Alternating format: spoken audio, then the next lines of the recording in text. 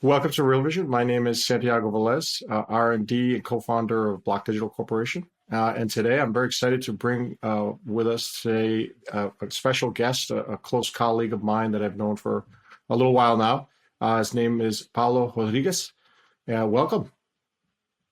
Well, happy to be here. Thank you, Santiago, for the invitation. Excellent. So today I'd like to talk about your journey, Public Mint, which is the company that you are at the head of, and kind of all blockchain related topics and payments related topics. First of all, let us know a little bit about you and your journey as it relates to both blockchain and Public Mint. Well, it's been quite a journey in crypto. It's been like crypto ages right now. So I used to work for a clearinghouse and payments processor over 15 years in different areas in the cards payments industry, domestic schemes. Then moving to the SWIFT world. At a certain point in time, I was responsible for the SWIFT connectivity of the Portuguese banks to the SWIFT network and to the real-time gross settlement systems. And that was when I got in touch with blockchain technology. Back then, the bankers were really concerned, well, they still are, really concerned about Bitcoin and the threats that Bitcoin could pose to their businesses. So I started to look into that, even created some working groups and identifying some interesting use cases for the banks to explore using blockchain technology. But at the end of the day, it's really a conservative environment. So I simply quit my comfortable job and I joined the startup world. And that's where we got into Public Mint. So I was really fortunate to meet Halsey Minor. Halsey Minor is the founder of CNET and one of the first investors in Salesforce. It's really a privilege to be working with Halsey. And he has this vision of creating a world where we can move our money around with no friction. And that's basically what we did over the last 2.5 years, roughly 3 years now. So Public Mint is really an ability to be able to move your money wherever you are without any friction and using the stability of fiat, not a crypto asset. Interesting. Yeah, so one of the things I noticed there in your journey as a common narrative for a lot of people, I think, that go into this space is they see a problem with the legacy system, some inefficiency or some reluctance to adopt the technology and kind of move forward, and then see an opportunity with the technology, how you can leverage it to provide equal or better service on the other end and fix some of these problems. So let's talk about Public Mint and exactly what problem it's trying to solve for its customers, and maybe who its customers are, and then maybe a little bit about how it goes about solving that problem. Yeah, so back in the day when I was working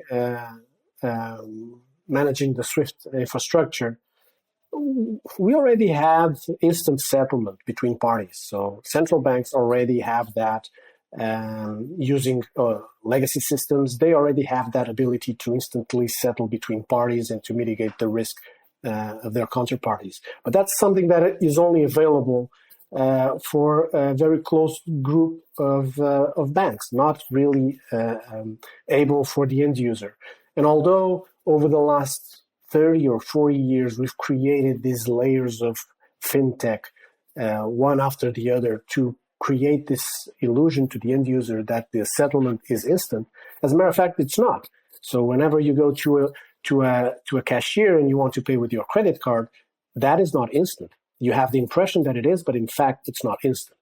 And what that means is that under the hood, you have several systems, several legacy systems that try to give that instantaneous approach to the payment, but then you have to deal with all the risk management that is related to that. So instant settlement really isn't available for everyone. And that's why blockchain is just this huge event where you start to have this technology that enables instant settlement between people. But that's just the beginning. That's not just to talk about instant settlement, it's talk about financial inclusion. And when I mean financial inclusion, I'm not just saying that people in a remote country don't have access to banking. I'm saying financial inclusion even to fintech startups, to startups that currently have good ideas and want to present to the world new services, and they struggle to have access to a bank account because there's a lot of concerns in terms of the regulation. And don't get me wrong, I come from the legacy world. I totally get the role of regulators, and I think they make total sense in this world. But we need to find a way to enable innovation along with regulation. And that is a difficult challenge that hasn't been solved so far. So what we're doing really is enabling innovation, taking the best out of the blockchain technology, but at the same time, using all the benefits that we have from the legacy, like the regulation, like the protection to the end user, and working with banking partners, not against them. Yeah, that's excellent. So, one of the things I noticed there is, well, first off, a few definitions for some of the viewers who may not be used to these terms is kind of the difference between a payment versus a settlement, and how what you're saying is that a lot of the financial layers have abstracted that difference and kind of shift that burden behind the scenes on the back end. Where time is the risk, right? You're trying to settle that delta between the payment and the settlement.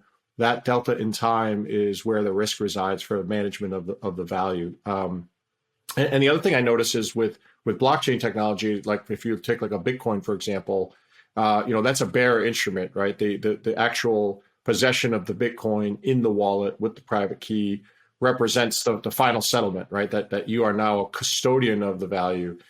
Whereas in legacy systems, you may have several intermediaries who are the custodian of that value along that delta between the payment and the settlement.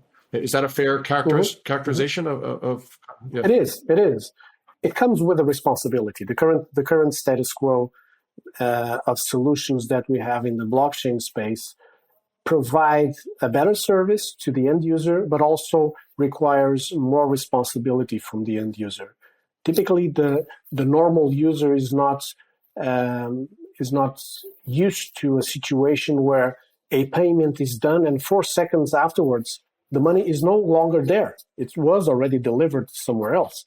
And if you're not sure where you're sending the money, you should be very careful about that. Those are the protections that don't exist in the blockchain world that were created in the legacy world. So we believe that we should find a solution or several solutions that enable that ability to provide customer protection on one side, the user experience that people are used to right now, which is very simple interfaces, and still be able to provide the instant settlement that blockchain provides to the technical community, right?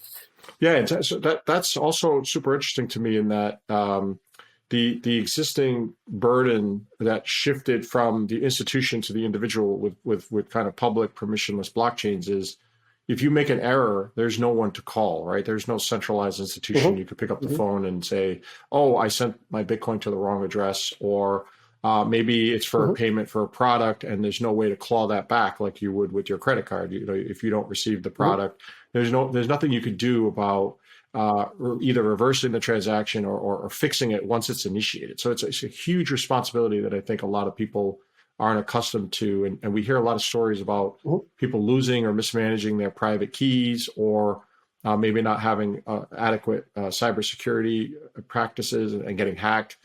So all these things are things that just the average person isn't accustomed to and is now having to deal with. And basically, you guys come along and provide a very interesting solution. So when I found out about what you guys were doing, I thought it was very interesting.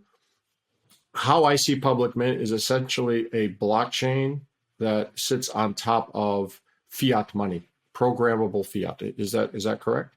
Hey, if you like this clip, be sure to check out the full interview and more only on realvision.com/crypto. It's 100% free. Sign up now.